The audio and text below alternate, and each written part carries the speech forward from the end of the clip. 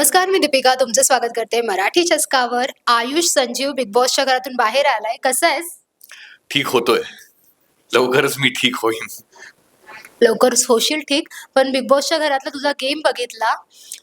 सुरुवातीच्या आठवड्यात व्हिजिबिलिटी नव्हती असं म्हणण्यात आलं होतं. त्याच्यानंतर कॅप्टन झालास, त्याच्यानंतर जबाबदाऱ्या इतक्या पडल्या आणि झालं थोडंसं एक छोटीशी गोष्ट घडली आणि त्याच्यानंतर तुला आता बिग बॉसच्या घराच्या बाहेर यावं लागलंय. हा सगळा प्रवास आयुष कसा जगलायस? माझ्यासाठी एक रोलर कोस्टर राईड होता. आणि मी नेहमीच हे म्हटलंय की बिग बॉस येणं हे खूप नशिबाचा भाग आहे. खूप कमी लोकांना एक संधी मिळते. माझ्या आयुष्यातला सगळ्यात हाय पॉईंट हा होता. सो पहिलं तर मी युनिव्हर्सला खूप थँक्यू म्हटलं की युनिव्हर्सनी हा चान्स मला दिला. मला माझी पर्सनॅलिटी खरा आयुष काय आहे हे दाखवण्याची संधी मिळाली. नाही तर आधी खरा आयुष फक्त इंटरव्ह्यूज मध्ये दिसायचा, पण इतर वेळेस जे लोक प्रेम द्यायचे ते कॅरेक्टर्सला द्यायचे. ते वेदांत असेल, मिहीर असेल, या कॅरेक्टर्सवर लोकांनी प्रेम केलं होतं. पण पहिल्यांदा जेव्हा मी काल बाहेर आलो होतो आणि the amount of love I have received for Ayush आणि इमेन्स होतं. त्यामुळे मी जे ठरवलं होतं ना की जे मला बिग बॉस मध्ये जाऊन करायचंय, की मला तिकडे जाऊन जे बिग बॉस मध्ये होत आलंय किंवा जे लोकांचा एक पर्स्पेक्टिव्ह बिग बॉस बद्दल की इथे जाऊन फक्त भांडायचं असतं, ओरडायचं असतं, मारामाऱ्या करायच्या असतात, फेकाफेकी करायची असते, तर मला हे चेंज करायचं होतं. There has to be always a first की ज्याचा काही एक कम्पॅरिझनचा पॉईंट नसेल की अरे आयुष त्याच्यासारखा खेळला. आणि आयुषची एक वेगळी पर्सनॅलिटी आहे जी मला लोकांसमोर आणायची होती की आयुष असा आहे आणि आयुष तसाच गेला होता आणि आयुष तसाच आला. फक्त 7-8 किलो वजन कमी झालं, पण पर्सनॅलिटी न बदलता मी बाहेर आलो आणि ह्याचं मला लाईफ टाईम एक कौतुक राहील. पण बाहेर पण अगदी अभिजित सावंत असू दे, सगळे सांगत होते की हा लंबे रेस का घोडा आहे, म्हणजे टॉप 5 पर्यंत आयुष जाऊ शकतोय. हे प्रेम आता तुला बाहेरून कळतंय की असं होतं तुझ्यावरती, पण आयुष ते फुलफिल करू नाही शकलाय. ही खंत वाटते तुला? हो, खंत आहे, पण ना आता मी खूप एक्सेप्टन्स लेवलला आलोय. कारण जे घडलं ते माझ्या हातात नव्हतं. तब्येत खराब होणं आपल्या हातात नसतं, ते होते, ते नशिबाचा भाग आहे. मला एक ही खंत होती की यार तब्येत खराब होण्याचा टायमिंग चुकला. म्हणजे माझ्या इतक्या हाय पॉइंटला असं झालं माझ्यासोबत, त्याच्यामुळे फुल पोटेन्शियल दाखवता आलं नाही. म्हणजे कुठेतरी टास्क करता येत नव्हते मला. रेस्ट करणं गरजेचं होतं रिकव्हरीसाठी. पण आता जे झालं ते झालं. जितकं नशिबात होतं तितकं मिळालं आणि जे व्हायचं होतं ते झालं. आणि माझी मम्मी आल्याला मला म्हणाली की जो होता अच्छे के लिए होता है. सो मी तेच म्हणेन की जो होता अच्छे के लिए होता है. पण एखादी अशी गोष्ट जी आयुष्य अजून करायची राहिली आहे ती हा, कमी मला एक गोष्ट करायची होती की जे सेकंड आठवड्यात मी कॅप्टन झालो होतो आणि तेव्हा माझं एक मत होतं की कॅप्टन घर चालवत नाही, कॅप्टन घर सांभाळतो. आणि त्या मतावर खूप लोकांनी त्यांची टिप्पणी दिली होती की कॅप्टन असं असलं पाहिजे, कॅप्टन तसं असलं पाहिजे. सो मला खूप आतून असं हवं होतं की ती लोक कॅप्टन व्हावीत. त्यांनी त्यांची कॅप्टन्सी जो अप्रोच होता त्यांचा तो करून दाखवा. तोंडावर पाणी फेकून, चादरी खेचून, प्लेट वाजवून ते करून दाखवावं आणि मग त्याच्याने घरात केऑस व्हावा.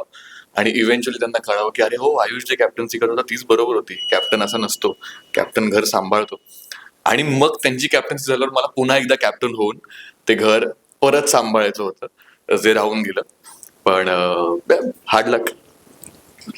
बरं, टोळीचा एक विषय वेगळाच आहे, म्हणजे चर्चेत आहे टोळीचा एक विषय पकडून. टोळी तुटूही शकते किंवा काही होऊ शकते.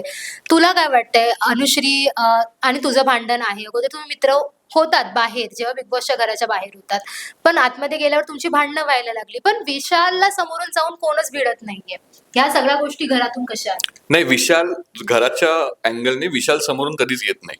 आणि तो आला की तो अशी बालिश काहीतरी गोष्टी घेऊन येतो बॉडी वॉश सारख्या, ज्याच्यावर म्हणजे भांडणं मला व्यर्थ वाटत होतं. की सिम्पल आहे, बिग बॉसच्या घरात रोजचे 10-10 फुकटचे बॉडी वॉश पडलेले असतात. संतूर त्यात वेगळे बॉडी वॉश देतं आणि आमच्याकडे खूप बॉडी वॉश असतात. आणि बॉडी वॉशची बॉटल एकच नसते, बॉडी वॉशच्या अनेक बॉटल असतात. आणि तरी तो एक फालतू मुद्दा घेऊन आला होता की हा माझा बॉडी वॉश आहे, ज्यावर मी त्याला म्हटलं की मला इतकं बालिश वाटलं की मी म्हटलं की अरे बाबा, तुझ्याकडे पण कदाचित अशी बॉटल असेल आणि माझ्याकडे पण असेल. अशा 4 बाटल्या आहेत घरी, त्यातली कुठली तरी तुझी असेल, कुठली तरी माझी असेल. ज्यावर तो म्हणाला की अरे मला ते तुझ्यावर चोरीचा आळ नव्हता घ्यायचा, पण तू जे जेवणाची ड्युटी बंद केली होती तो राग मी काढत होतो.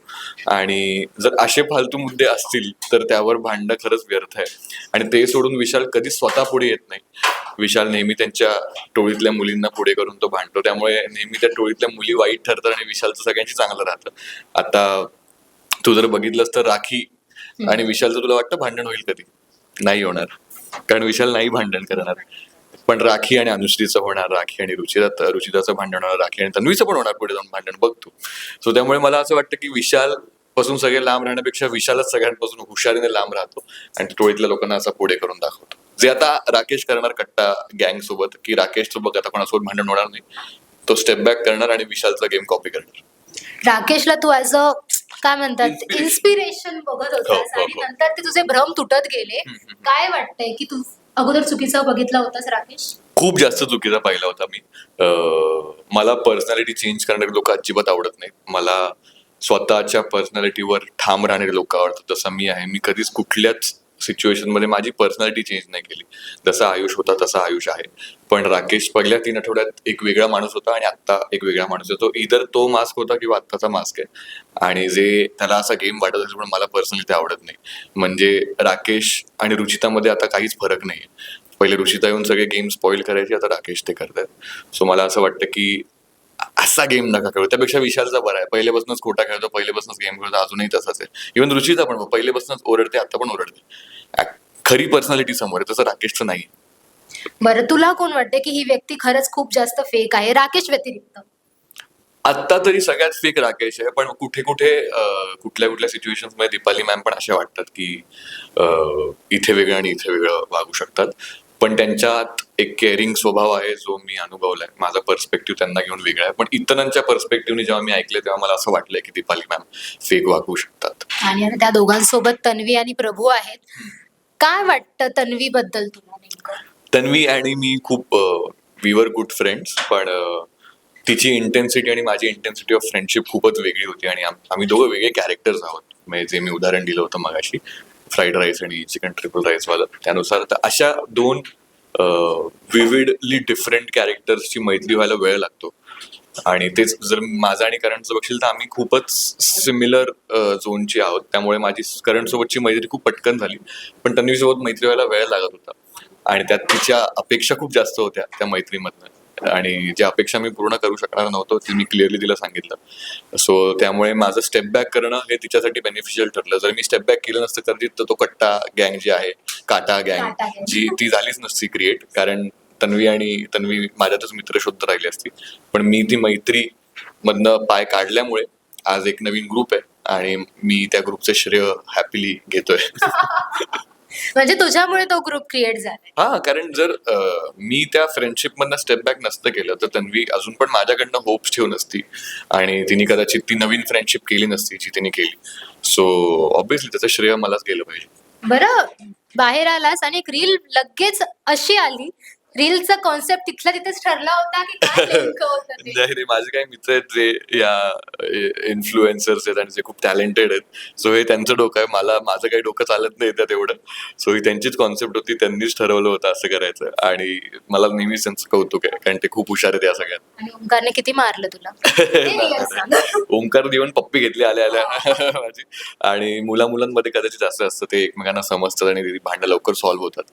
आणि तसंच एकाच मिनिटात सगळं नॉर्मल होतं माझ्या आणि ओंकारमध्ये भेटल्या. म्हणजे मला त्याला बघूनच रडायला आलं की यार, जाताना अर्धवट झालं होतं, सॉल्व्ह झालं नव्हतं, पण आम्हाला आल्यावरती बोलायची गरज लागली नाही. एकमेकांना बघूनच ते सॉल्व्ह झालं. ओके, तू एक पोस्ट टाकलेलीस नवीन काहीतरी आहे, तर काय आहे, काय नवीन आयुष नेमकं नवीन काय? खूप गोष्टी आहेत ग, म्हणजे अशी एक सांगण्यासारखी नाहीये. पण खरंच बिग बॉसची कृपा असते.